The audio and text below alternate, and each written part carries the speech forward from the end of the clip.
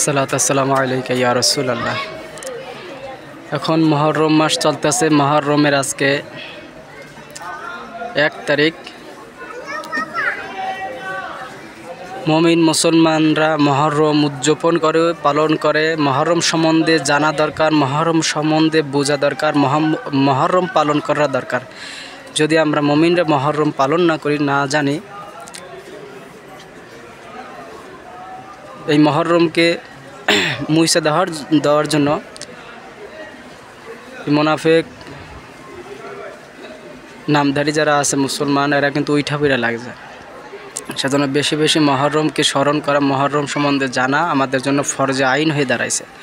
কারণ মুহররম মানেই মাওলা হুসাইন, মুহররম মানেই মাওলা আলী, মুহররম মানে ইমাম হাসান, ইমাম হুসাইন, আল্লাহর রাসূল ও মা ফাতেমা। এই মুহররমে করুণ দৃশ্য, করুণ কাহিনী, এটা কিন্তু কোনো ওহাবি, কোনো খ্রিস্টান, কোনো বৌদ্ধ এরা করে নাই, এটা করছে কিন্তু মুসলমান।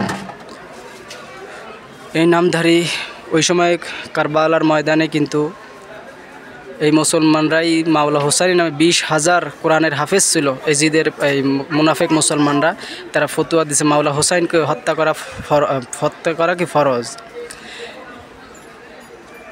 মাওলা হুসাইন যখন কারবালার ময়দানে, তখন 14 লাখ ছিল মুসলমান।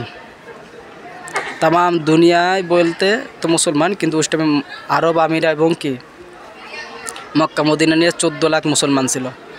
তো 14 লাখ মুসলমান থাকাকালীনও কি কারবালার ময়দানে মাওলা হুসাইনকে কিন্তু হত্যা করা হয়েছে। এটা বোঝা লাগবে যে তখন কতটা মুসলমান ছিল।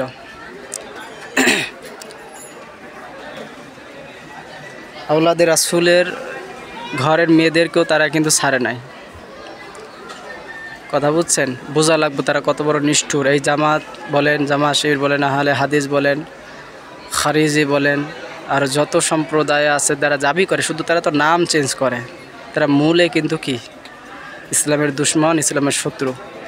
তাদেরও দাড়ি আছে, টুপি আছে, পাঞ্জাবি আছে, পাগড়ি আছে, তারাও নামাজ পড়ে, কালেমা পড়ে, কিন্তু মেন জায়গা হয়েছে আহলে বায়াত। তারা মানতে পারে না। আহলে বায়াতের নাম শুনলে তাদের শরীরে আগুন জ্বলে।